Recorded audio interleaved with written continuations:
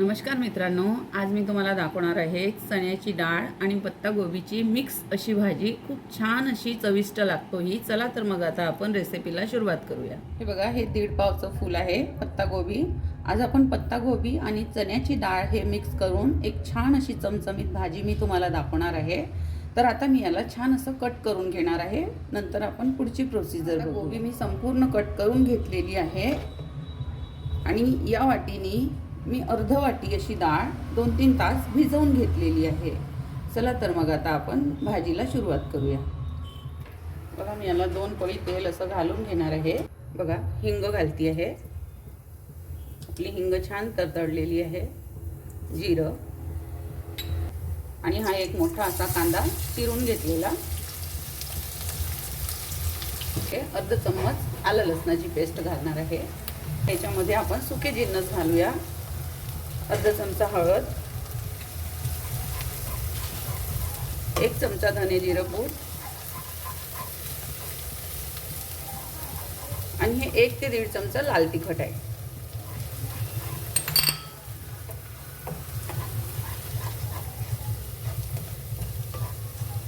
आणि मी चण्याची डाळ आणि पत्तागोबी बनवत आहे, त्याला मी हे 1 ते 1.5 चमचा असा पावभाजीचा मसाला आहे। या भाजीला अप्रतिम चव येतो या मसाल्याने।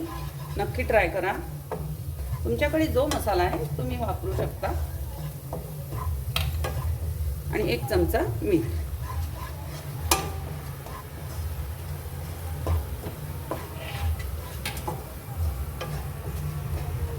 आणि हा टमाटर आहे।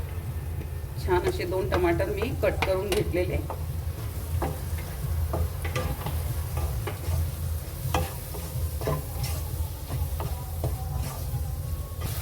बघा, आपला मसाला छान झालेला आहे। तेल पण सुटलेलं आहे याला। हे बघा छान झालेला आहे। आता काय करायचं, आधी याच्यामध्ये चण्याची डाळ घालून घ्यायची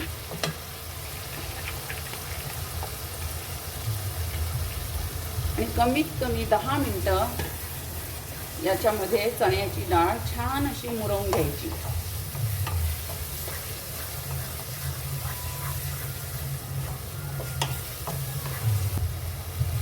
हे बघा, मी याला झाकण ठेवून देणार आहे आणि एक 10 मिनिटं याची वाफ काढून घेणार आहे। गॅस थोडी कम करून घ्यायची।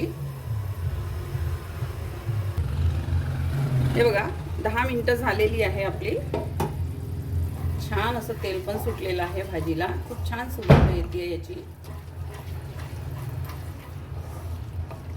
10 मिनिटं याकरता मुरू द्यायचं याला मसाल्यामध्ये, कारण डाळ आपली भिजवलेली आहे, त्याची उकड काढलेली नाही आहे। तर डाळमध्ये एक कच्चापणा असतो, तर त्याला थोडं अर्ध असं आपण शिजवून घेतलं की मग बरं पडतं। आता याच्यामध्ये मी ही गोबी घालून घेणार आहे।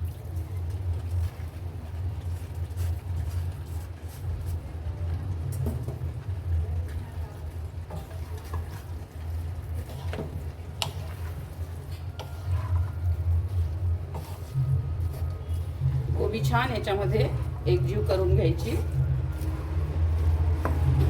याच्यामध्ये पाणी अजिबात घालायचं नाही, कारण गोबीला स्वतःचं पाणी असतं, त्याच्यामध्येच आपली भाजी ही छान शिजून येते आणि चव पण छान अशी लागते याची।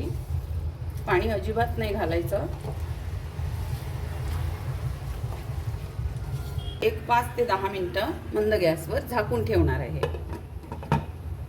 हे बघा, आपली 10 मिनिटं झालेली आहे।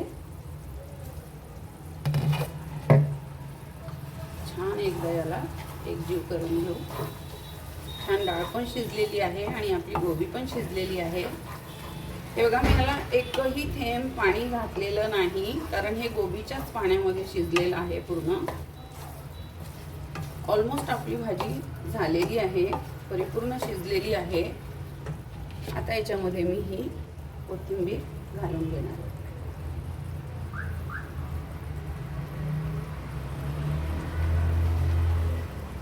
छान अशी कोथिंबीर घालून घ्यायची। परत एकदा याला एकजीव असं करून घ्यायचं। तर अशी होती आजची आपली ही चण्याची डाळ आणि पत्तागोबीची भाजीची रेसिपी। तुम्हाला कशी वाटली माझी पद्धत बनवण्याची मला नक्की कमेंट करून सांगा आणि तुम्ही पण बनवा आणि मला सांगा। अप्रतिम लागतो ही भाजी। चपातीसोबत तर खूपच छान लागतो। तुम्ही चपातीसोबत खा किंवा भातासोबत खा, खूप चविष्ट लागतो ही भाजी।